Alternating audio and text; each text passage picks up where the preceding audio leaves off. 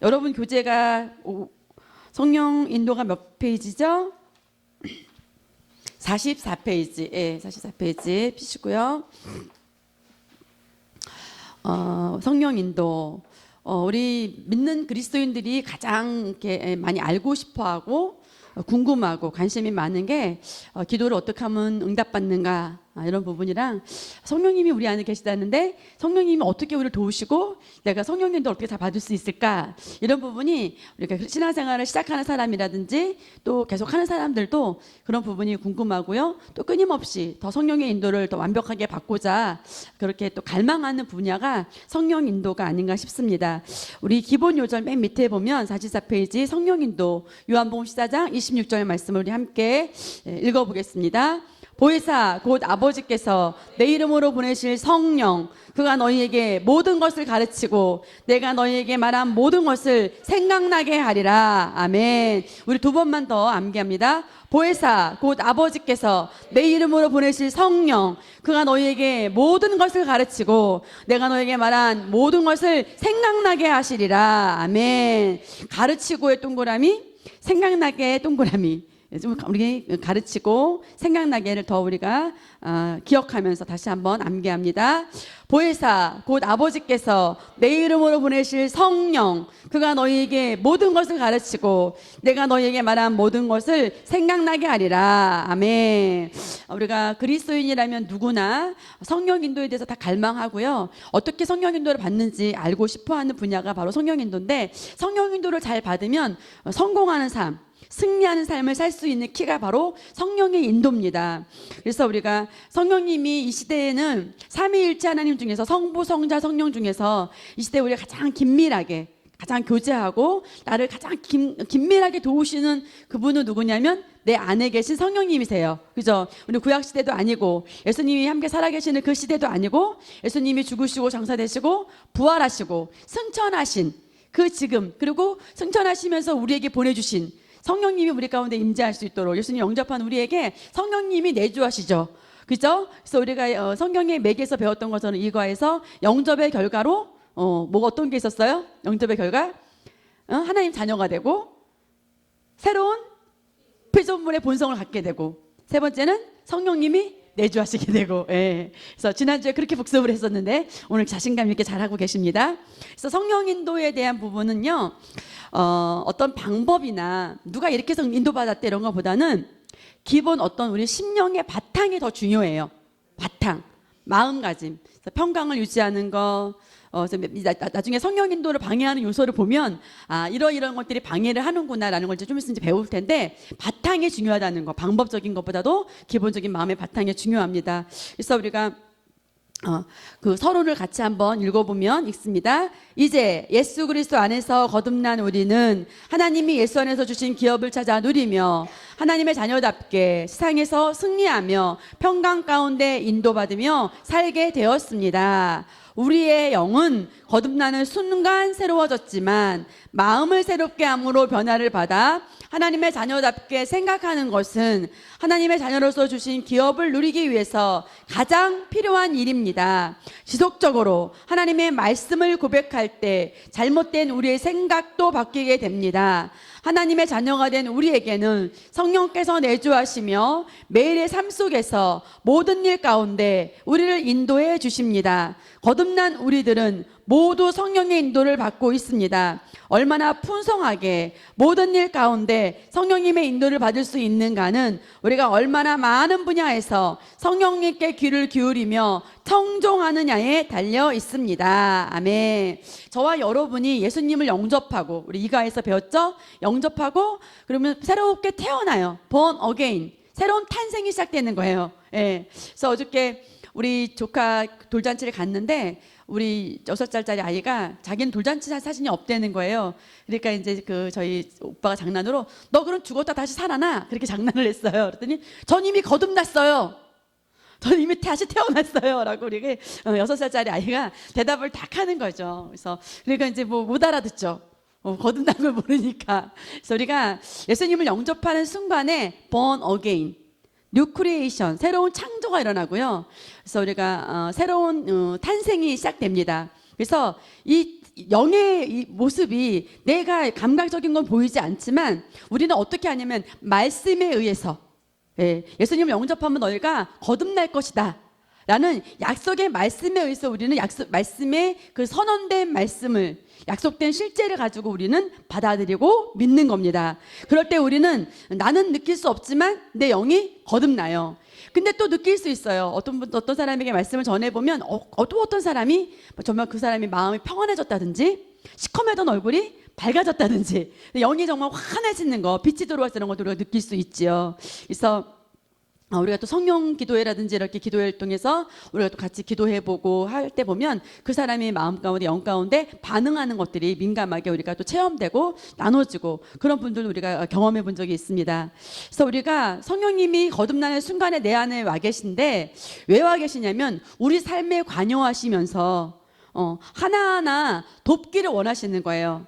근데 마치 결혼을 해서 보낸 그 딸이나 아들들이 부모가 원하지도 않는데 관여하면 뭐라고 눈치 주잖아요. 그런 것처럼 성령님은 어떨 때 가장 관여하기 좋으냐면 내가 이분을 요청하고 이분을 초청하고 이분이 나와 함께 하시고 도움을 받길 내가 요청할 때, 그러니까 환영하고 기대하고 심령을 열고 날마다 모든 문제와 삶 가운데서 성령님을 초청하는 자세. 내가 오늘 눈을 뜰 때도, 내가 어떤 일을 계획할 때도, 내가 어떤 일에 중대한 것을 내가 고민할 때도 성령님을 내 마음에 초청하고 이분이 내 안에 계신 것을 인식하고, 그분을 도움을 요청하는 거죠. 마치 우리 어린 아이가 물을 흘렸어요. 물을 흘렸는데 자기 혼자 막 무슨 휴지 갖다 닦는데 더 많이 이렇게 늘어나요. 그죠? 근데 엄마가 저 물을 흘렸어요 하고 도움만 요청하면 엄마는 깔끔하게, 그죠? 처리를 해주잖아요. 그와 마찬가지로 정말 전능하신 그 성령님께서 우리 안에 오셔서 관여하고자 하는 건 뭐냐면 우리의 삶을 최고의 복된 길로 승리하는 삶으로 인도해 주시고 도와주시고자 하는 거라는 거죠. 그래서 우리가 어린 아이들이 4살짜리 아이는 4살짜리 수준에서밖에 그 아이와 소통할 수 없을 거예요. 그죠? 또 예를 들어서 그가 필요하다 하더라도 많은 것을 그가 우리한테 얘기할 수 없을 겁니다. 근데 그 아이가 점점 성장하면 성장할수록 구체적으로 어떤 필요도 말할 것이고 도움을 요청할 것이에요. 그런 것처럼 우리도 성령님이 내 안에 계시지만 우리가 영적으로 성장한 만큼 그 수준에서 내가 인도를 받을 수 있습니다. 영적 성장은 어떻게 되는가? 하나님의 말씀을 내가 듣고 믿음이 자라남을 통해서, 믿음이 성장함을 통해서 영적인 성장이 일어나는데 말씀을 들을 때 성장하고요. 말씀을 입으로 말할 때 성장해요. 저는 지금 말하죠? 여러분은 뭐하고 계셔요? 듣고 계셔요. 그런데 여러분이 함께 또 말할 수 있어요. 어떻게 할 수 있어요? 아멘 아멘 하고 받아들이고 또 그 말씀을 여러분 자꾸 성령으로 받아들이고 되뇌이고 난 성령님도 받을 수 있어. 난 성령님을 초청해. 나는 제일 많이 초청할 거야. 나는 환영해. 나는 이분과 함께 승리하는 삶을 살아갈 거야 하고 여러분이 마음으로, 심령으로, 입으로, 속으로 옆 사람이 들리지 않게끔 속으로 고백하면서 여러분이 얼마든지 또 이 말씀을 받아들일 수 있습니다. 그래서 성령 하나님이 가장 가깝게 내가 인식하기만 하면, 환영하기만 하면, 초대하기만 하면 내가 그분을 기대하는 만큼 마치 영화관에 가서 좋은 영화를 볼 때 기대하는 것처럼 심령을 활짝 연다는 건 뭐냐면 기대하는 거예요. 환영하는 겁니다. 그래서 우리 딸이 놀이동산을 좋아해요. 놀이동산 좋아하는데 우리 이제 노예에서 일본 혹시 갈지 모른다 그러니까 자기도 데리고 가면 안 되니. 그래서 자기는 거기다 떨어뜨려 놓으면 디즈니랜드 가서 놀다 온대 혼자. 그냥 일본에 딱 떨어뜨려만 주면 알아서 놀고 오겠대요. 그 디즈니랜드를 이렇게 사모하더라고요. 디즈니랜드를 기대하고 그런 것처럼 한낱 우리가 내가 좋아하는 어떤 분야에서, 그죠? 그러한 부분도 영화를 한번 간다든지, 그죠? 무슨 에버랜드를 간다든지, 그야말로 디즈니랜드를 한번 간다 하더라도 영원하지 않은 잠시 그 하루를 노는 그걸 가지고 얼마나 기대하고 환영하고, 어디 제주도를 한번 간다, 어디 뭐 4박 5일 무슨 뭐 2박 3일 무슨 휴가를 간다, 얼마나 그것 때문에 짐 꾸리면서 그렇게 기대를 해요. 그죠? 가서는 막 다 더워가지고 막 잘 놀지도 못하고 그랬지만 가기 전까지 가방을 쌀 때까지는, 그죠? 얼마나 기대를 합니까? 그런 것처럼 성령님이 내 안에 와서 내 삶 가운데 최고로 인도하실 것을 우리가 기대하는 겁니다. 근데 그 기대하는 거는요, 누구나 기대할 수 있는 거예요.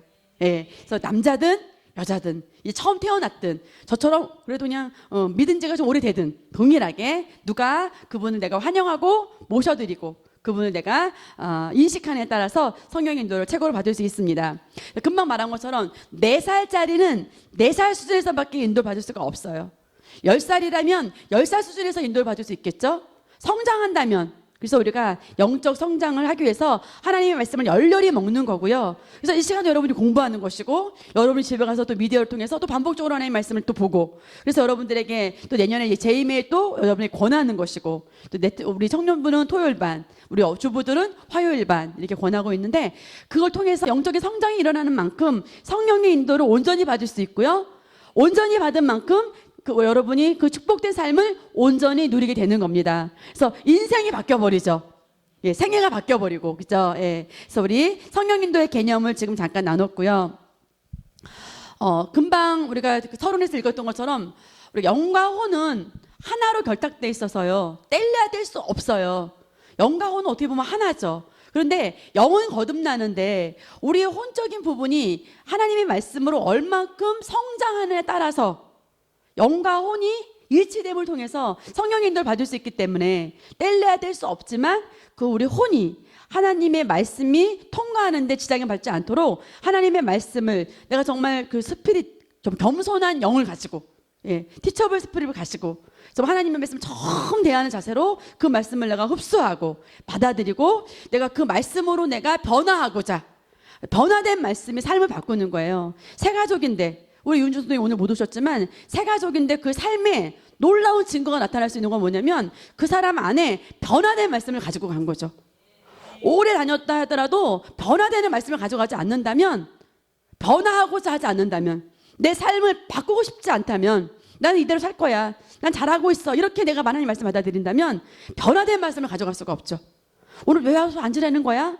그럼 변화될 수가 없어요. 나의 삶을 바꾸고자 하나님은 성장시키고자, 나를 최고의 복된 길로 인도하시고자, 나는 오늘 내가 변화될 것이 무엇인가 변화하고자, 변화된 말씀을 가져가고자 할 때 그 삶의 증거가 나타나게 되어 있는 겁니다. 그래서 여러분은 완벽한 길로 인도하시는 이 성령님에 대해서 우리가 최고로 환영하는데, 그 키가 뭐냐면 성령 인도의 열쇠 바로 위에 보면요, 시편 23편 1절에서 3절 말씀이 있습니다. 정말 시와 같은 건데요, 함께 읽어보겠습니다.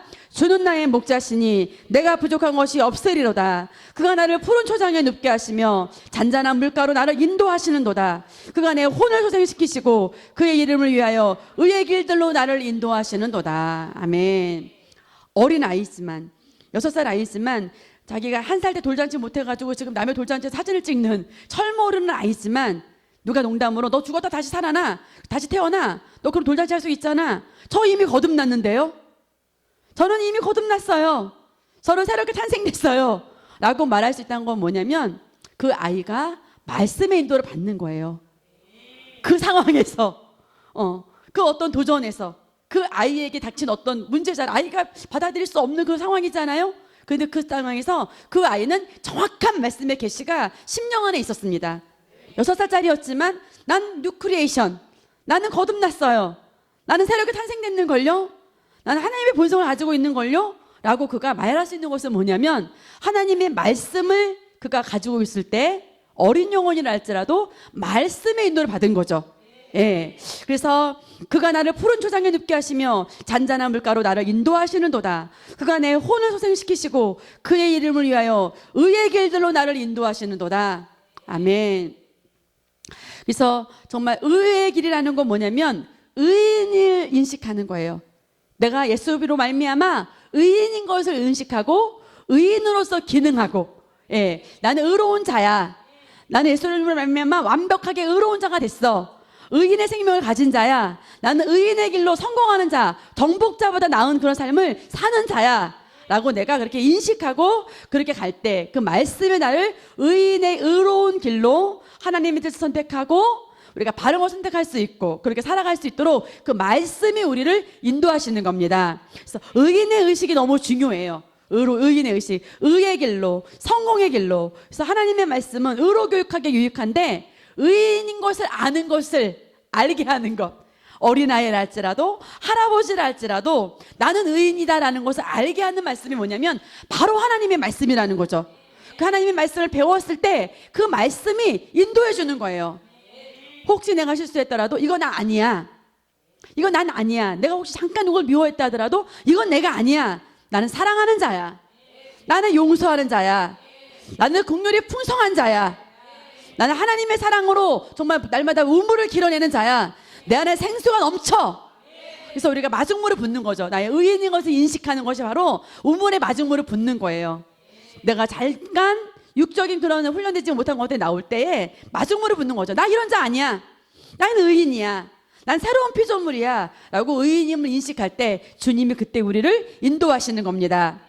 그래서 정말 이 선한 목자의 인도를 받는 이 양의 비유를 한 이 다윗도요, 많은 원수가 득세하는 그런 고통 가운데서도 수많은 도전이 있었어요. 그때도 다윗은 말씀을 먹었고 말씀을 생각했고 말씀의 인도를 받은 거죠. 예, 그래서 다윗이 정말 구약의 사람인데도 불구하고 정말 의인인 것을 인식하고 정말 이 미래에 이루어질 이 구원에 대한 것들을 정말 그 예시로 알려줬던 그 모형과 그림자의 그 시대에 살았었던 다윗인데도 의의 길로 인도하시는 그 하나님을 찬양했고 정말 너무나 신비한 그런 고백이 아닐 수밖에 없습니다. 성령 인도의 열쇠를 보겠습니다. 1. 뭐죠? 성령님께서는 우리가 맡기는 것만큼만 인도하셔요. 아멘. 어떤 것만큼 인도하신다고요?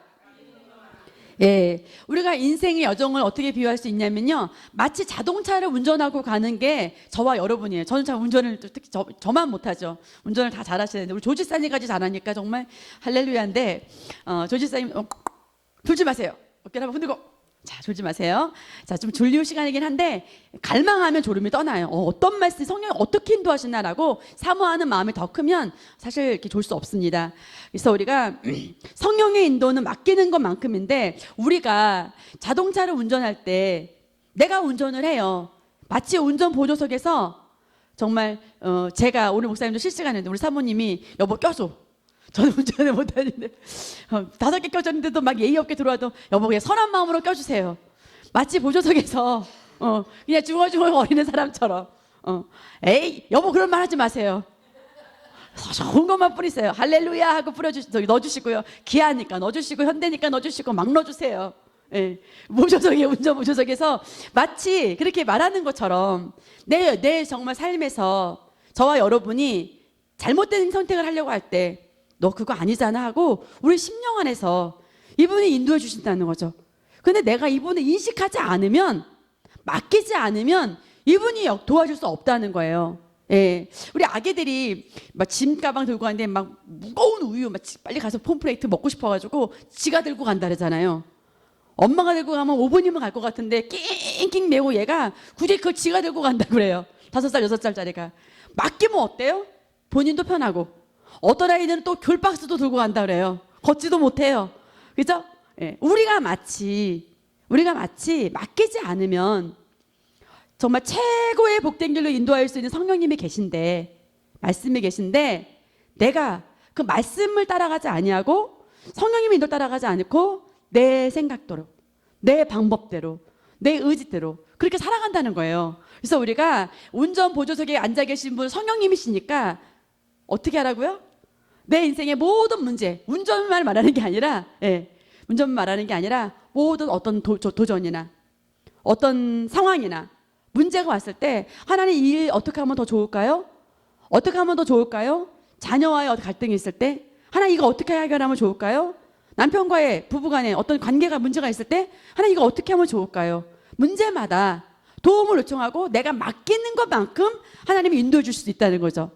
아기가 무거운데 잘 못 걸어도 굳이 고집을 피우면서 내가 들고 가겠다 하면 어떻게 해야 돼요? 그냥 들고 가야죠. 그걔는 어때요? 가서 이제 먹을 힘도 없어 지쳐갖고. 그죠? 무거운 거 들고 가느라고. 그런 것과 마찬가지로 우리도 성령님께 모든 걸 맡기는 것만큼 그분은요, 우리가 조언을 구할 때 그때 도와주셔요. 먼저 나서는 게 아니라 성령님 이거 어떻게 해야 되죠? 하고 맡길 때. 그럼 우리는 이 시간 들으면 어떻게 하면 되냐면요, 나는 다 맡길 거야. 할렐루야. 나는 모든 부분을 성령님께 다 맡길 거야. 사소한 것도 거기 서 있습니다.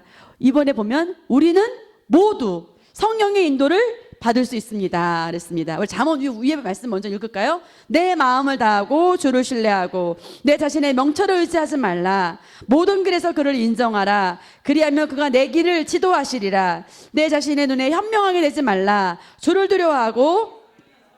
아멘. 거기 밑에 줄쳐주는 거 보세요. 모든 길에서 어떤 분야에도 그를 어떻게 하라고요? 인정하라. 그리하면 그가 내 길을 지도하시리라. 아멘. 정말 내가 부단히 인정하고 부단히 인식할 때 성령님을 내가 인식하는 사고방식이 돼요. 그냥 한번 이렇게 성령님을 맡기는 만큼 이래, 이게 아니라 정말 부단히 내가 맡기고 모든 분야에서 그를 인정하고 그리하면 그가 내 길들을 지도하시리라. 거기 앞에 보면요, 내 자신의 명철을 의지하지 말라 그랬잖아요. 이 명철은 영어 성경에 보면 understanding이라고 써 있어요. 그래서 뭐냐면 이해, 나의 생각으로는 이해되지 않는, 그러니까 주님께서 나의 생각으로 이해되지 않는 방법으로 혹은 나를 인도하신다 할지라도 내가 그분을 신뢰하고 그분을 우선적으로 내가 그분을 인정하고 따를 때에 성령께서 도우시는 혜택을 내가 다 받을 수 있다는 겁니다. 풍성하게 누릴 수 있는 거죠. 그래서 우리가 이 시간에 선택하는 겁니다. 나는 내 마음을 다해서 하나님을 신뢰할 거야. 나는 주를 신뢰해. 나는 내 자신의 명철을 의지하지 않을 거야. 때로는 우리의 권위자를 통해서 우리를 인도하시죠. 성령님께서 말씀을 통해서 인도하시고 믿음의 영적인 권위자, 목사님이나 사모님이나 셀 리더를 통해서 여러분을 인도하시죠. 셀 리더가 권한다면, 셀 리더가 조언한다면 그 안에 또 성령의 인도가 있을 수 있는 거죠. 예. 그렇기 때문에 우리 리더들은 더 많은 기도가 필요하고 더 많은 성장이 필요한 거예요. 예. 난 리더다, 이게 중요한 게 아닙니다. 정말 바르게 내가 인도받을 수 있는 게 중요한 것이고 바르게 내가 도울 수 있는 게 중요한 거죠. 그래서 끊임없이 겸손한 영을 유지하고 누가 더 많이 하나님의 말씀을 알고자 하느냐, 누가 끊임없이 변화하고자 하느냐, 그런 사람이 좋은 리더가 될 수 있는 겁니다. 2번 보면 우리 모두는 성령의 인도를 받을 수 있습니다. 자, 저와 여러분은 다 거듭났죠? 그죠? 새로운 탄생을 받았죠? 새롭게 탄생된 우리는 누구나 성령 인도를 받을 수 있습니다. 성령 인도를 받은 경험이 내가 없어요. 그렇다 할지라도 하나님의 말씀이 진리입니다. 이 진리를 내 것으로 내가 삼아야 돼요. 예. 그래서 성경에 보면 내 양들은 내 음성을 들으며 나는 그들을 알고 그들은 나를 따르느니라. 아멘. 우리가 아이들이 그러잖아요. 아이들이 여러 사람들이 있는데도 불구하고 그 운동장에서 저기에서 우리 엄마가 왔구나. 수많은 엄마 중에서 아이들은요, 그 나를 알아봐요. 그죠? 예. 그리고 엄마도 그러잖아요. 무대에 가서 그 많은 합창단의 아이들이 있다 할지라도 또 내 자녀를 알아보잖아요. 우리는, 양된 우리는 누구나 하나님의 음성을 들을 수 있는 귀가 있다는 거예요. 그래서 우리는 어떻게 접근해야 되냐면, 내가 성령 인도를 받은 경험이 없다 할지라도 나는 성령님의 인도를 받을 수 있어. 나는 주님의 음성을 들을 수 있어. 예, 그렇게 접근하는 거예요. 동우가 동우야 문 열어라. 한우 소식사님이 찾아가는데 아빠다! 이러진 않습니다. 준이 아빠 왔네? 그럴 거예요. 서영이 아빠가 뚝뚝뚝 동우야 서영이 아빠다! 이럴 겁니다. 근데 김영규 성도님이 동우야 그러면 아빠네? 그죠? 왜? 내 자녀니까 아빠의 소리를 정확하게 안다고요. 우리가 주님의 자녀이기 때문에 거듭난 순간, 영접하는 순간 제일 먼저 우리가 어떻게 돼요? 하나님의 자녀가 돼요. 자녀이기 때문에 그 음성을 들을 수 있어요. 혜수는 알 겁니다. 장은아 원사님이 혜수야, 엄마가 왔네? 알 거예요. 우리 다빈이도 알 거예요. 최미라 원사님이 아무리 저기 좀 여성스럽게 다빈아 이래도 엄마네? 알 거예요. 엄마의 음성을 바르게 알 겁니다. 왜요? 엄마의 소리니까. 그죠? 우리 태랑이도 엄마 소리 알잖아요. 서영이도 엄마 소리를 알잖아요. 그런데 하물며 우리가 내가 하나님의 음성을 들을 수 있다라고 우리가 믿는 겁니다. 그래서 목자단 되신 예수님께서 우리 양을 비유해 주셨는데, 나는 그분의 양이기 때문에 그분의 음성을 들을 수 있습니다라고 우리가 믿고 고백하고 그렇게 우리가 살아가는 것이 새로운 피조물로서의 접근입니다. 성령 인도를 받으려고 내가 애쓰는 게 아니라 저절로 받게 되는 거예요. 당연히 받게 되는 것을 내가 믿고 어떻게 하는 거라고요? 인식하는 거예요. 이게 변화되는 거예요. 내가 어제까지도 성령님의 음성 난 들을 수 없을 거야. 목사님이 들어주셔야 돼. 자, 권사님이 들어주셔야 돼. 이렇게 내 생각했다 하더라도 내가 들을 수 있다라는 걸 내가 오늘 인식한다면 이 말씀은 우리 가운데 변화를 가져오는 거고, 우리 새롭게 우리는 또 우리가 성장하는 겁니다. 로마서 8장 14절 읽습니다. 무릇 하나님의 영으로 인도함을 받은 이들은 곧 하나님의 아들들이라. 이 아들들 할 때요, 그 옆에 보면 휴오스라고 해서 뭐냐면 장성한 자녀를 말해요. 자, 저를 보세요. 아까 보면 거듭난 네피우스, 정말 이제 막 응애 태어난 아이라 할지라도 다 엄마의 음성을 들을 수 있듯이 성령님의 음성을 들을 수 있다고 했습니다. 근데 휴오스, 성장하면, 성숙하면 최고의 수준까지도 다 인도받을 수 있다는 거예요. 그래서 여기서 말하는 건 뭐냐면, 우리가 낮은 차원의 어린아이 있을 때도 인도를 받을 수 있지만, 우리가 성숙한다는 것은 단지 나이를 먹고 이렇게 하는 것이 아니라 뭐냐면 능력의 증가예요. 삶을 다스리는 겁니다. 아까도 목사님께서 말씀하셨듯이 우리가 혀를 다스리지 못하면 삶 가운데 날마다 내가 이전에 하던 말 습관대로 내 스타일대로 계속 말한다면 성장할 수 없는 거죠. 이제 그런 예전 것을 버려버리고 이제 영으로 기능하는 언어를 쓰고, 삶을 다스리는 언어를 쓰고, 겸손한 언어를 쓰고, 섬기는 언어를 쓰고. 언니가 두려워요. 교통사고 가운데 두려워해요. 언니 보험회사에서 해결할 거고, 언니 크게 다치지 않았잖아. 뭘 그렇게 두려워해? 딱 다스려진 거예요. 그래 언니, 정말 언니 재수가 없다. 예전처럼. 언니 나 너무 슬퍼, 마음 아파. 이렇게 말하지 않고요. 언니 뭐가 걱정이야? 보험 들어놨고 돈 문제 없고 언니 크게 안 다쳤고 됐잖아. 뭘 두려워해? 상황을 딱 다스렸어요. 그게 뭐예요? 능력의 증가예요. 무엇을 말하느냐. 제가 예전에도 지하에 있을 때 전도를 하는데 어떤 분이 불이 2번 났어요. 사업장에. 다 망해서 붕어빵을 팔고 있는 분인데 제가 그분에게 그랬어요. 왜 여기부터 붕어빵 장사를 하세요? 뭐 사업이 망해서 붕어빵 장사를 합니다. 제가 할렐루야네요. 그랬더니 그분이 뭐라고 하냐면, 다 너는 왜 이렇게 재수가 없냐. 여의도 수목교를 다녔는데 너는 왜 하는 것마다 재수가 없냐, 안 되냐. 그런데 사모님은 다른 말씀을 하시네요. 할렐루야라고. 그래서 교회가 어디예요? 여기 밑에 지하예요. 그 다음날부터 교회 와서 예배 드렸어요. 말씀 듣고. 무엇을 말하느냐, 그게 바로 능력의 증가고 삶을 다스리는 그런 능력입니다. 세 번째 보겠습니다. 우리는 중요한 일부터 사소한 일까지 모든 일에 성령의 인도를 받을 수 있습니다. 아멘. 아까 1번의 랑 연결되는 거죠. 맡기는 것만큼 인도받을 수 있어요. 그래서 인생의 중대사만, 예를 들어서 뭐 결혼이라든지 성전 이전이라든지 큰 것만 할 것이 아니라, 정말 여러분이 예를 들어 뭐 학원을 보낸다든지, 사소한 거 하나하나도, 뭐 어디 방을 얻는다든지, 이런 사소한 거 하나하나도, 하다못해 우리 기원이 조리원을 겸손히 해야 되는데 어떤 조리원을 할 것인가, 이런 하나하나도 인도받을 수 있다는 거예요. 그러니까 큰 것만 맡기는 게 아니라 작은 것까지도. 근데 중요한 건 뭐냐면요, 우리의 중심, 바른 동기, 바른 심령이 중요해요.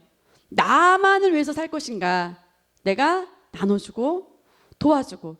예를 들어서 사업을 하려고 하는데도 내가 잘 되려고 하는 게 아니라 정말 이걸 통해서 내가 나눠주고 섬기고 돕고 일으키고 그러고자 하는 바른 심령인가, 바른 동기인가, 그런 게 굉장히 중요한 거죠. 직장을 다녀도 마찬가지죠. 이 마차에서 내가 전도할 자가 있을 거야. 여기서 내가 섬기고 우리 교회를 얘기하고 우리 교회 미디어를 얘기하고 또 말씀을 나눠줄 자가 있을 거야 라고 바른 동기, 바른 심령으로 우리가 시작할 때 사소한 일부터 성령의 인도를 온전히 받게 됩니다. 우리 요한복음 14장 26절 읽겠습니다. 보혜사 곧 아버지께서 내 이름으로 보내실 성령, 그가 너에게 모든 것을 가르치며 내가 너에게 말한 모든 것을 생각나게 하리라. 아멘. 이 말씀은요, 예수님께서 정말 십자가로 가시기 전에 제자들에게 하신 말씀이에요. 예수님은 십자가를 지고 이제 하나님께로 가야 되지만 대신 성령님께서 오실 것이다. 성령이 너희 안에 들어오셔서 너희들 모든 문제마다 다 가르쳐 주실 거야.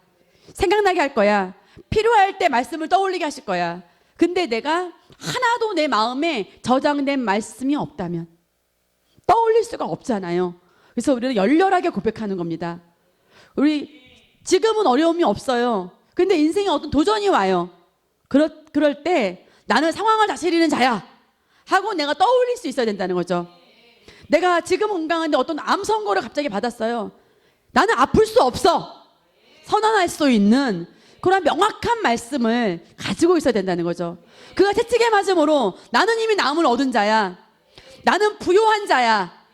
할렐루야. 그래서 명확한 말씀을 내가 가지고 있어야 성령님께서 그때마다 인도할 수 있습니다. 그래서 우리가 아까도 말한 것처럼 삶의 큰 문제도 있지만 아주 사소한 것도 늘 맡기는 그런 우리가 연습을 해보고요. 마치 피아노를 치는 아이가 복음성가를 치고 싶은데 오늘 도레미를 많이 연습을 해야만 피아노를 잘 칠 수 있는 거죠. 찬송가 칠 수 있고요. 그죠? 알파와 오메가 여러분 부르는 거 찬송할 반주할 수 있는 거 아니겠어요? 그런 것처럼요. 성령 인도도 마찬가지예요. 실수하면서도 자꾸 연습해 보는 거예요. 자꾸 의지해 보는 겁니다. 김영규 선도님과 제가 누가 더 많이 발전하냐면요. 더 하루에 많은 문제를 다 의지하고 맡겨보고 또 고백집을 뜯어보면서 열어보면서 또 생각해보고 또 말씀의 실제를 열어보면서 하고 또 목사님 설교를 또 들어보면서 반복적으로 또 양육반을 또 들어보면서 계속 여러분 신령 가운데 들어간 말씀을 가지고 여러분이 인도를 받을 때 그리고 여러분이 훈련한 만큼 성령 인도가 잘 받을 수 있고 정말 중요한 문제에 있어서 실수하지 않겠죠. 근데 연습하지 않는다면 사소한 문제에서 훈련하지 않는다면 중대사를 잘 결정할 수 있다라고 우리가 볼 수 없는 거죠. 바른 인도를 받을 수 있다라고 실수하지 않고 잘 인도받을 수 있어 그렇게 할 수가 없는 거라는 거죠. 네 번째 보겠습니다. 내 생각이나 계획보다 그분의 생각이 계획이 훨씬 더 위대함을 믿어야 합니다. 아멘. 찬송가에도 있잖아요. 주님의 높고 위대하심이 그죠? 예. 내 안에 와 계신 그 성령님은요. 성부 하나님 성자 예수님과 동일한 그런 분이 오셨잖아요. 그죠? 정말 완벽한 성령님 내 안에 오셨잖아요. 그렇기 때문에 내가 그분을 나의 생각과 계획을 정말 꼭 붙잡고 성령님 내 것 좀 놓으라고 하지 마세요. 이러면 정말 그분을 도울 수 없다는 거죠. 하나님 일할 틈이 없겠죠. 그죠? 틈이 있어야 이분도 좀 비집고 들어오셔서 일을 할 수 있지 않겠어요? 그죠? 스스로 지혜롭게 시작. 스스로 지혜롭게 여기지 말지어다. 여호와를 경외하며 악을 떠날지어다. 아멘. 내 스스로 더 똑똑하게 여기지 말라는 거예요. 여기서 경외한다는 것은 긍정적인 경외예요. 긍정적인 경외는 뭐냐면 그 하나님 말씀에 내가 반응하는 겁니다. 그 말씀의 인도를 받는 거예요. 스스로 지혜롭게 여긴다면 자신의 생각의 한계에서 움직일 수밖에 없어요. 우리 아이들 보면 그렇잖아요. 동우가 책을 잘못 읽었습니다. 예를 들어서 저지방 우유인데 자지방 우유로 읽었어요. 민서가 야 그거 저지방 우유야. 동우가 자지방 우유거든? 하고 얘가 안 열어줘요. 그러면 민서가 가르칠래도 가르칠 수 없습니다. 자신데 얘가 젖으로 읽었어. 민서가 야 그거 자시야 젖 아니야. 누나 이거 젖이거든? 그럼 어떻게 할 수가 없어요. 그죠? 스스로 지혜롭게 여기니까. 우리도 마찬가지라는 거죠.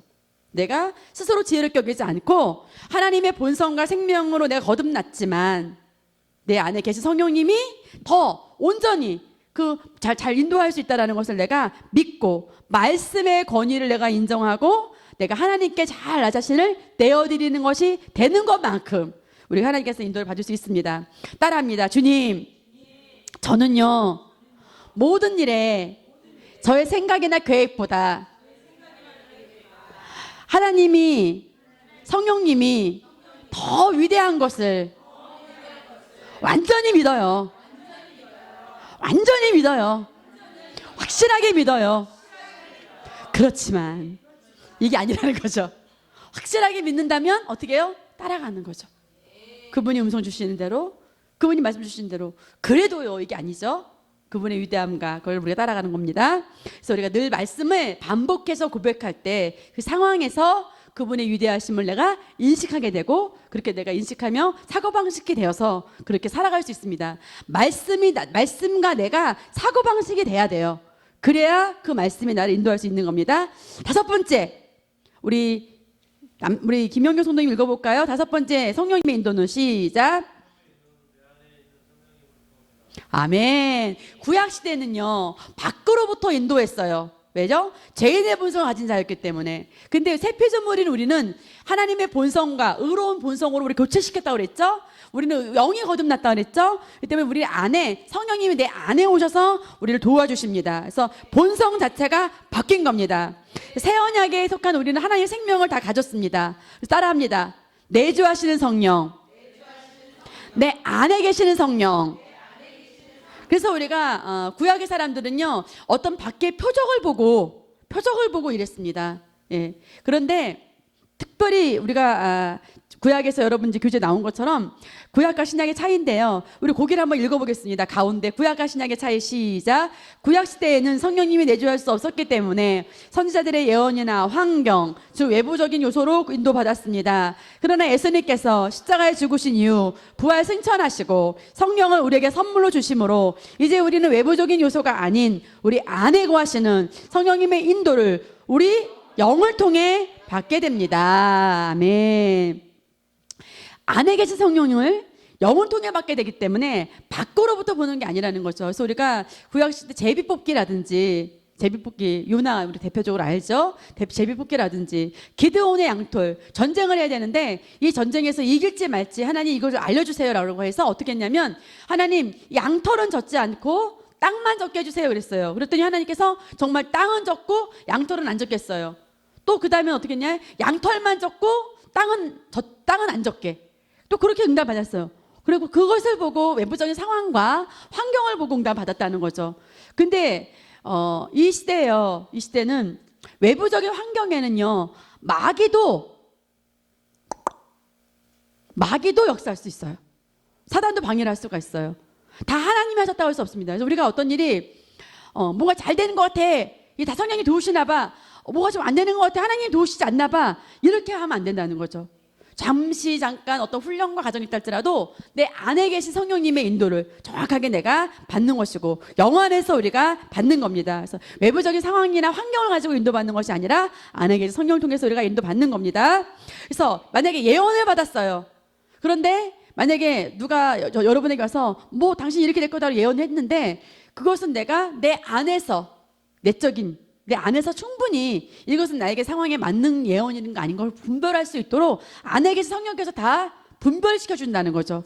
예언을 받았다 하더라도 무조건 하는 것이 아니라 내 안에 계신 성령의 확증이 영 안에서 있어야 된다는 겁니다. 6번째 같이 읽어볼게요. 성령님의 인도는 하나님의 사인을 보고 누가 결정합니까? 내가 결정하는 거예요. 사도행전 16장 6절 10절 있습니다. 그들이 프루기와 갈라디아 지역을 통과하였을 때 성령께서 아시아에서 말씀 전하시는 것을 금하였으므로 무시아에 이르러 비두니아로 가려고 하였으나 성령께서 허락하지 아니하심으로 무시아를 지나서 트로아로 내려왔더라. 그 밤에 바울에게 환상이 나타났는데 어떤 마케도니아 사람이 서서 그에게 간청하여 말하기를 마케도니아로 건너와서 우리를 도와달라고 하니라. 그가 그 환상을 본 뒤에 우리는 즉시 마케도니아로 떠나려고 하였으니 이는 주께서 그들에게 복음을 전하게 하시고 우리를 부르셨다고 확신하였습니다. 아멘. 지금 성령의 인도를 따라한다는 것은 막연히 정말 하는 것이 아니라 하나님이 주시는 그 심령 안에 확증이 있었다는 거예요. 그래서 이쪽으로 전도하러 가려고 했었는데 성령께서 방향을 바꿨을 때에 이 어떤 그 사도 바울이 하나님이 인도하심을 알고 마케도니아로 가려고 힘썼다는 거죠. 그래서 지금 기록한 겁니다. 그래서 환상을 보았다는 자체가 중요한 게 아니라 그것을 어떻게 사도 바울이 해석했고 실행했느냐, 그게 더 중요한 겁니다. 하나님께서 주신 그 신호가 있는데 그것을 영 안에서 제대로 해석하는 것이 중요하고 그것을 내가 또 어떻게 적용하느냐, 그게 더 중요하거든요. 그래서 우리가 이러한 훈련이 필요해요. 하나님의 말씀에 정확한 계시가 없다면, 성령을 인도받는 경험이 없다면, 훈련이 없다면 이렇게 할 수 없겠죠. 그래서 작은 일부터 지속적으로 계속 내가 영원해서 나는 양심으로 그분의 음성을 들을 수 있어. 사소한 것도 맡기고 지속적으로 맡기고 그분은 나보다 위대해. 위대하신 분이 오늘 내 길을 인도하실 거야. 우리가 지속적으로 인도받는 겁니다. 그래서 결정을 했다면 우리가 무언가 결정할 때면 정말 우리가 그것이 실제가 되어질 수 있도록 내가 믿음으로 믿음의 걸음을 걷는 겁니다. 마지막 봅니다. 결정한 후에는 믿음으로 나가야 합니다. 아멘. 좀 전에도 말한 것처럼 성령인도 받았다고 해서 무조건 어려움이 없다는 건 아닙니다. 그래서 무슨 어려움이 있는 건가요? 이게 아니라 성령인도를 최고의 성령인도를 받기 그 전에 하나님의 말씀으로 훈련받는 게 필요하다는 거예요. 여기서 말한 더 정확한 의미는 뭐냐면 내가 최고의 수준의 어떤 인도를 받게 하기 위해서는 정확한 계시 지식이 있어야 돼요.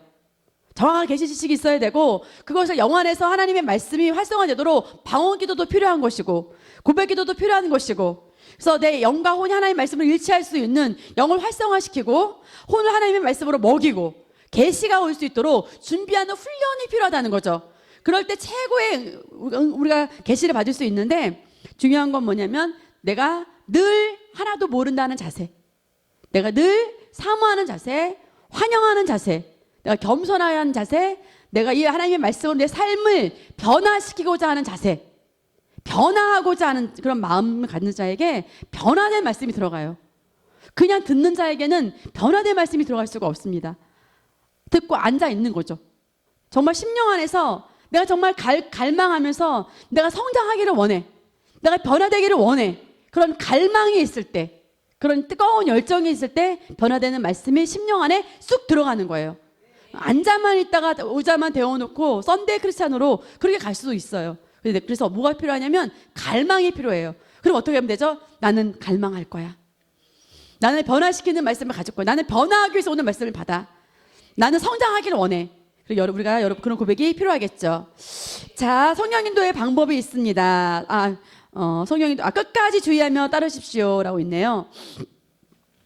자, 뭐냐면요, 내용과 시기, 방법 모두 온전한 인도 받아야 됩니다. 이건 뭐냐면 예를 들어서 어떤 분이 이렇게 이제 믿음의 반석에 보면 이런 예화가 나오는데요. 여러분들이 한번 보세요. 어떤 분이 어깨 한번 돌리고, 어깨 한번 돌리세요. 졸리면 어깨 돌리고 일어나서 들어도 되고, 껌 같은 거 갖고 와서 여러분 씹어도 되고, 그런 에티켓도 괜찮아요. 뭐 소리 안 나게 무슨 마이쮸 이런 걸 주머니에 넣어 갖고 와서 먹고, 이 귀한 시간에 이렇게 나왔으니까 말씀을 놓치지 않고 더 취해 갖고 가야 되겠죠. 어떤 분이요, 기도를 하는데 차이나가 떠오른 거예요. 그래서 차이나 다 짐을 싸가지고 중국을 가버렸어요. 가가지고 쫄딱 망해서 한국에 왔다는 거죠. 하나님 그때 왜 차이나라고 말씀하셨죠? 그래서 한 성령님께서 야, 네 와이프 결혼기념일이라 차이나 그릇 좀 사서 주라고. 그냥 그런 거야. 그러니까 뭐냐면 어떤 하나님의 음성이 있을 때 내가 너무 성급하게 움직이는 게 아니라 또 한 번 기도해보고 또 다른 응답을 받아보고 이렇게 구체적으로 너무 성급하게 이렇게 하지 말고, 그럼 실수가 된다는 거죠. 예. 예를 들어서 뭐 여러 가지가 있겠지만, 그래서 여기서 정말 재미있게 차이나 그렇게 나와 있는데, 차이나 그냥 일본으로 그냥 짐 싸들고 중국으로 그냥 비행기 타고 가버린 거예요. 다 짐 팔고 논 팔고. 그렇게 하지 말고 또 하나 뭐냐면 끝까지 주의하며 따르는 거죠. 상황이 바뀔 수도 있겠지만 내가 성령님을 의지하고 하나님의 성품을 가지고, 하나의 성품을 가지고 내가 끝까지 인도하며 따라가는 겁니다. 너무 급하게 가셔도 안 되겠고, 또 신실하게 성령님과 동행하는 태도. 어떻게 해요? 신실하게 끝까지 성령님을 의지하고 가는 태도가 필요하겠습니다. 자, 성령님도 방법을 보겠습니다. 1부입니다. 시작. 기록된 말씀이나 특히 강단 메시지는 성령 인도를 받는데 가장 우선된, 아멘. 시편 138편 2절 읽습니다. 내가 주의 거룩한 전을 향하여 경배하고 주의 자비하심과 주의 진리를 인하여 주의 이름을 찬양하리니 이는 주께서 주의 말씀을 주의 모든 이름 위에 크게 하셨음이니라. 아멘. 성령 인도를 받을 때 우리 가장 기본적인 통로로 삼아야 될 것은 뭐냐면 강단 메시지예요. 그래서 여러분이 주일날 11시에 목사님 설교를 듣는 것은 여러분이 그 한 주간 동안에 여러분은 느끼지 못하는 정말 중요한 여러분에게 필요한 말씀을 그때 주는 겁니다.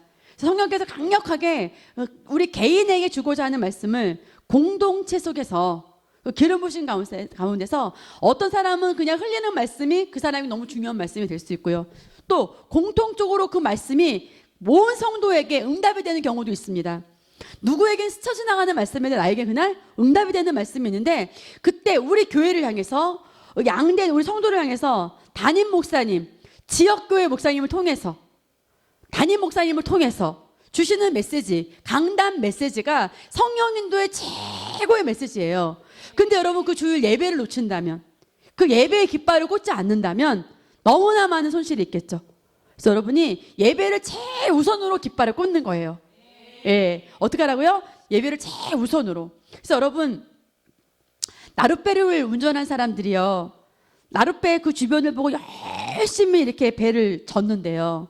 그러면 열심히 몇 시간을 젓고 나도 바로 그 빙빙빙빙 그 자리에 있답니다.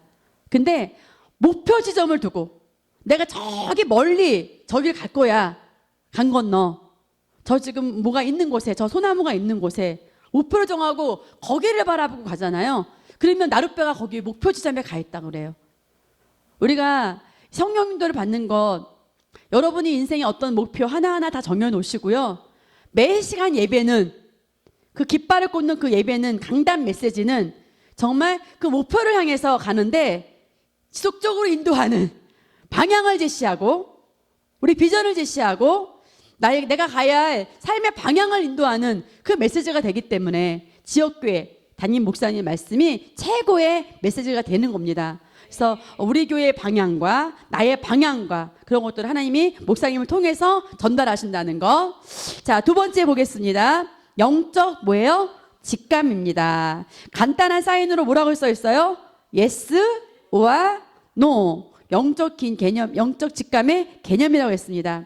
마치 우리 영의 반응을 통해서요, 우리 영에서 느껴지는 건데요. 위험한 건 빨간불, 안전한 거 초록불, 이런 것처럼 이 케네디 킨스 목사님은 이 영적 직감을 어떻게 표현했냐면요, 그 부정적인 그런 직감에 대해서 어떻게 우리에게 얘기해 주셨냐면, 마치 양말을 신고 샤워를 하는 기분이다. 좀 찜찜하죠. 예. 내가 어떤 일을 계획하고 시도하는데 내면에서 찜찜해요.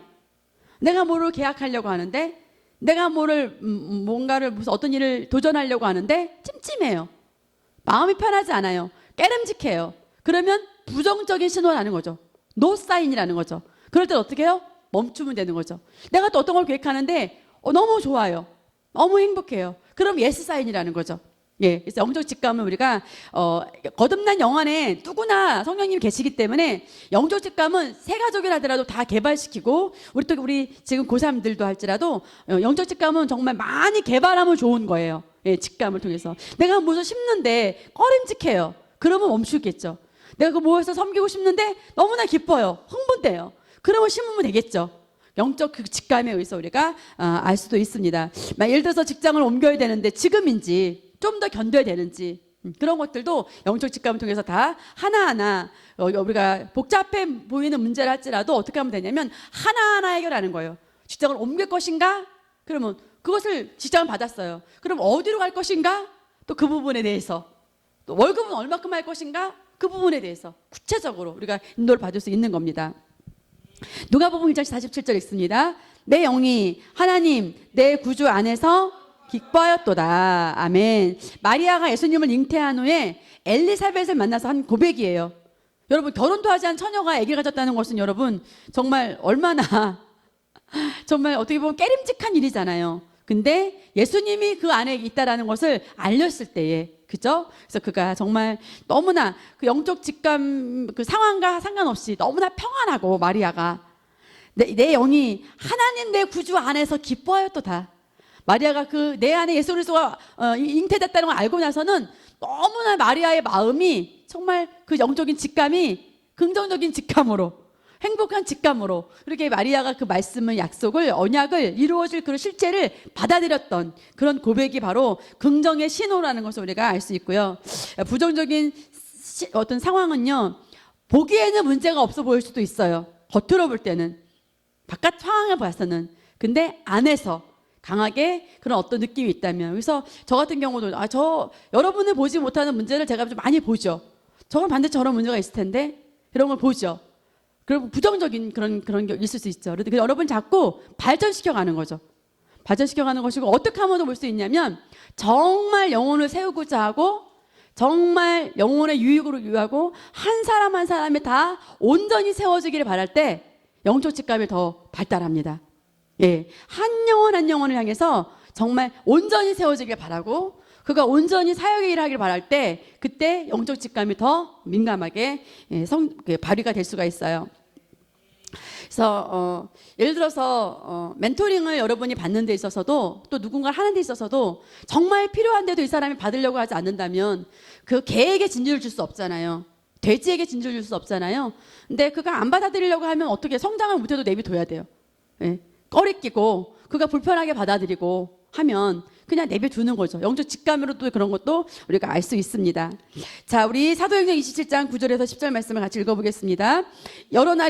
이제 여러 날이 지났고 금식하는 절기가 이제 이미 지났으므로 이제 항해하기가 위태로워진지라 바울이 그 사람들에게 권고하여 말하기를 여러분 내가 보니 이번 항해에 화물과 배뿐만 아니라 우리 생명에도 상당한 손실과 피해가 있으리라고 하나. 아멘. 거기서 내가 보니 줄쳐 있죠. 내가 보니 영어로 뭐냐면 I perceive라고 해서 내가 어떤 것을 느끼고 감지하고 알아차리다라는 거예요. 영어로 I perceive.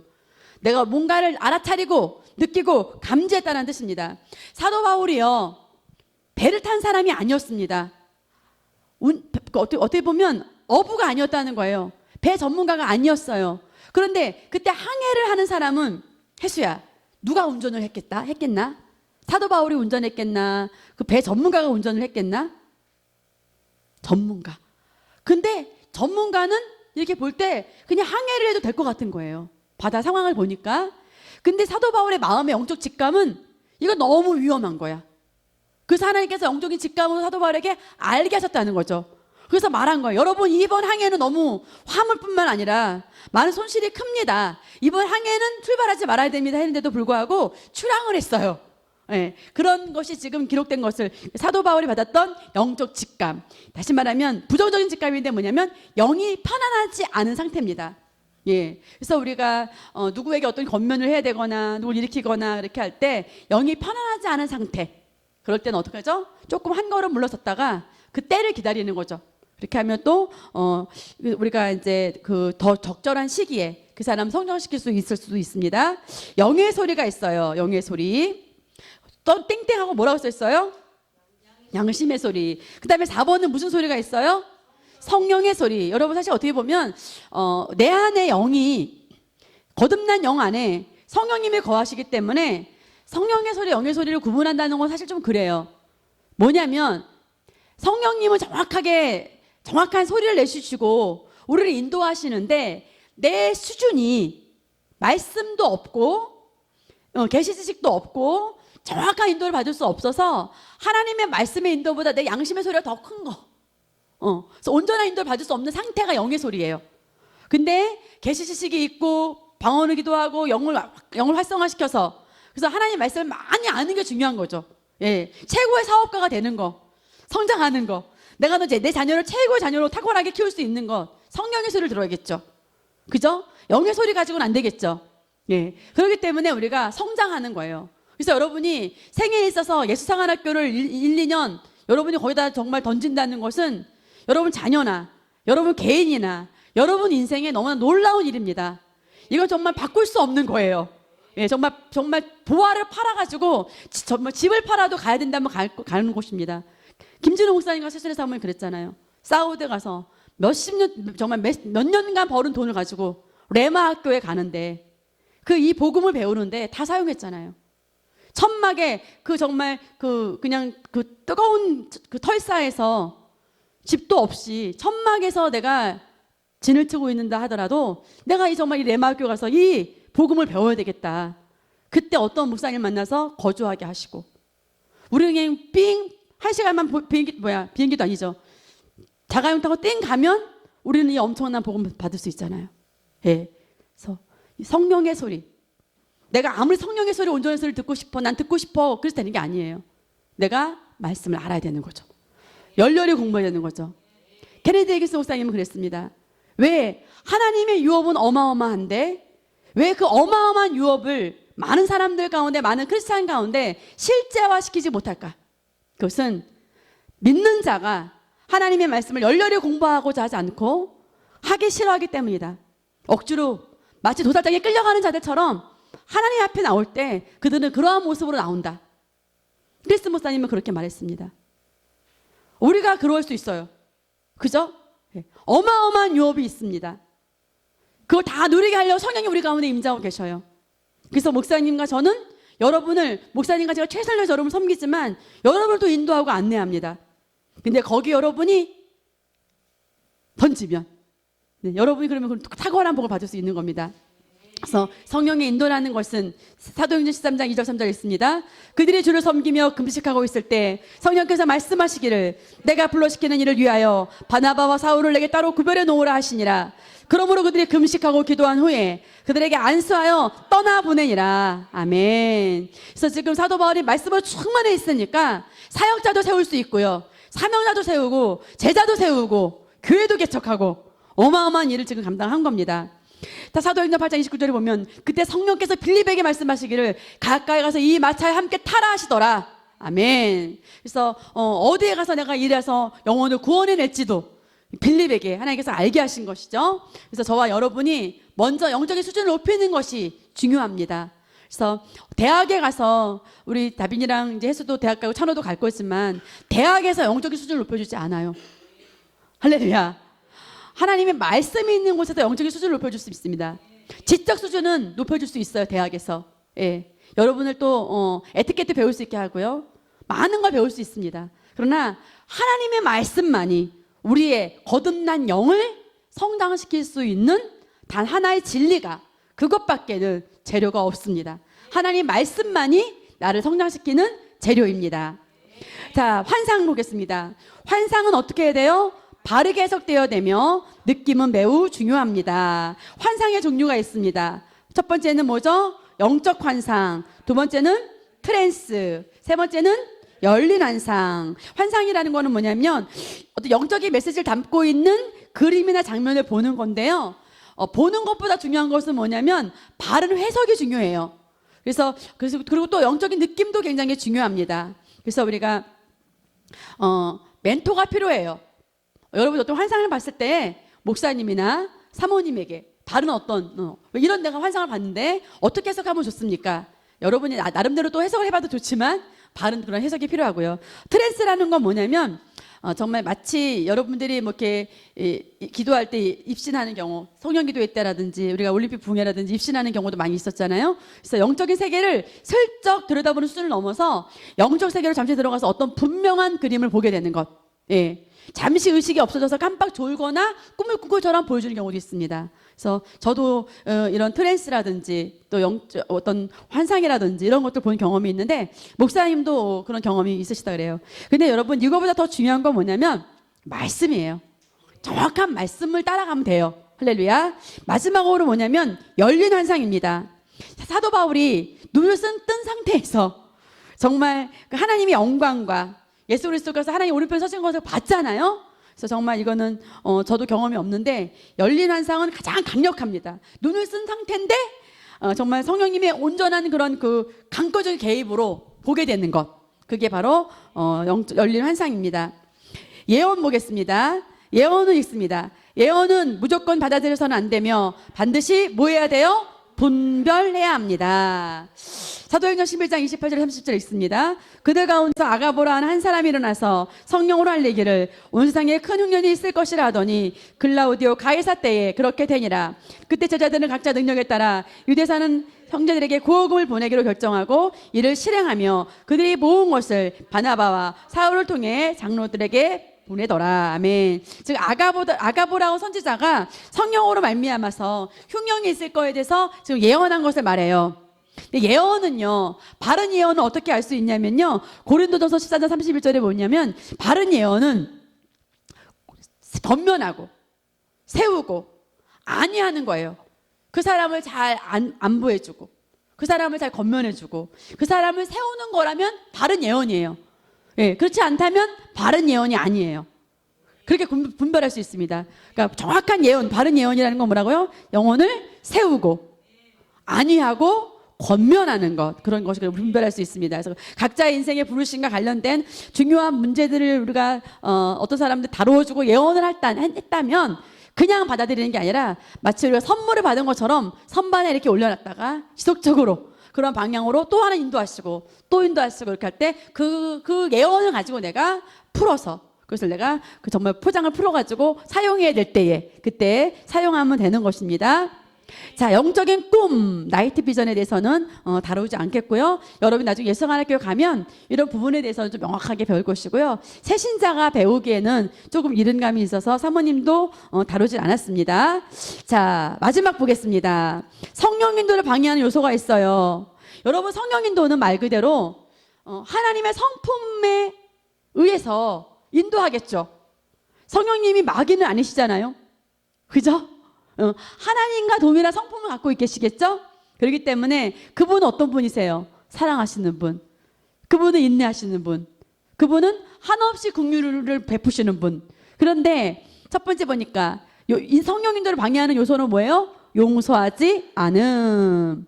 거기 여러분 이제 성경 안 써있지만 마가복음 11장 24절에서 25절 뭐냐면 어떤 사람과 적대 관계에 있다면 그를 먼저 용서하라는 거예요. 적대 관계에 있다면 그를 먼저 어떻게 하라고요? 용서하라. 여러분, 내가 성령 인도를 잘 받기 위해서 용서하는 거예요. 할렐루야. 그 사람을 위해서 내가 엄마는 용서할 수 없어. 예수사관학교에서도 이번에 어떤 분이 간증을 하는데 자기는 엄마를 용서할 수 없었대요.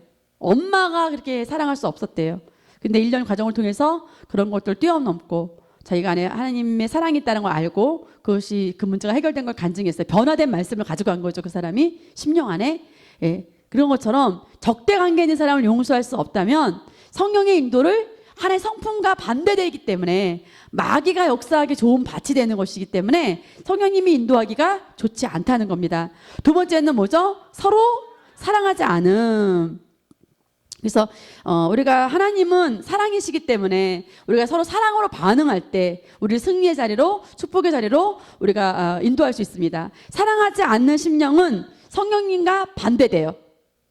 반대되면 굳이 꼭 찍으면 누구예요? 마귀죠. 사단이죠. 사랑하지 않는다. 내가 잠깐 동생이 밉다. 사랑스럽지 않다. 그러면 바로 내가 알면 돼요. 아, 이거는 마귀의 마음이구나. 이거는 성령님과 일치하지 않는 마음이구나.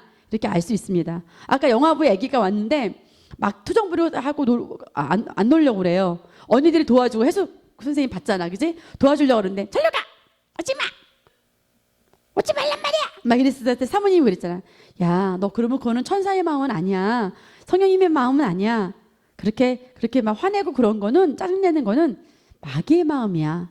그랬더니 아기가 잘 놀더라고요. 마귀의 마음은 지도 싫은지 아나 봐요. 뭐 달래고 이렇게 하지 않고 제가 얘기해 줬거든요. 너 그렇게 하는 건 마귀의 마음이 돼. 마귀가 들어오기 좋아. 네가 서영아 사랑해. 언니 고마워. 놀아줘서 고마워. 이렇게 한다면 그리고 성령님이 너 마음속에 들어와서 너와 함께하기가 좋아. 그 아이수에 맞게 제가 설명을 했죠. 똑같은 겁니다. 그죠? 예. 세 번째는 뭐죠? 회개하지 않은 죄로부터 오는 정죄감. 예. 우리가 아까도 시편에 말한 것처럼 의인의 길로 인도하는 거예요. 의인의 의식은 너무 중요해요. 그래서 여러분이 세필점을 세가족반 1, 2, 3가 안에 그리스도 안에서 내가 누구인가? 예. 어떤 사람은 그렇게 생각하는 사람이 있어요. 나는 변호사 부인이야. 여러분, 변호사 부인은 썩어질 거예요. 없어져요. 나는 의사 부인이야. 나는 교수 부인이야. 아무 소용이 없어요. 어떤 사람은 이렇게 생각하면 나는 회사 사장님 부인이야. 그걸로 영원한 게 아닙니다. 누구죠? 나는 그리스도 안에서 새로운 피조물이죠. 네, 정확한 걸 인식해야죠. 없어질 것, 썩어질 것, 가짜를 인식하면 안 되겠죠. 네, 그리스도 안에서 내가 누구인 거를 정확하게 알아야 됩니다. 혹시 혜수가 나중에 의사 부인이 돼도 혜수는 의사 부인이야 라고 인식하면 안 돼. 알았지? 응. 어떻게? 나는 새로운 피조물이야. 다빈이가 대통령 와이프가 된다 하더라도 난 대통령 부인이야. 이렇게 인식하면 안 돼. 알겠지? 뭐야? 나는 새로운 피조물이야. 예. 그렇게 우리가 좋은 위치에 있어도 좋지만 그것은 없어질 거예요. 연구하지 않아요. 그죠? 본질을 알아야 돼요. 영원한 걸 알아야 돼요. 진짜 내가 누군지 알아야 돼요. 그죠? 나의 정체성을 영안에서 바르게 우리가 알아야 됩니다. 그래서 어떤 잘못 생각할 수 있겠죠. 그렇지만 빨리 돌이키고 회개하고 혹시 우리 마음이 정죄당할 만한 일이 있다 하더라도 내가 하나님의 말씀이 더 크면 내가 책망할 것이 없죠. 당당한 거죠. 우리 늘 당당합니다. 할렐루야. 근데 만약에 제가 목사님한테 마음을 상하게 했는데 내가 목사님 앞에 저는 의인이라서 당당해요. 이거보다는 여보 미안해요. 당당해요. 이게 낫겠죠. 예. 그래서 어떻게 하라는 거야? 자백이 필요한 거예요.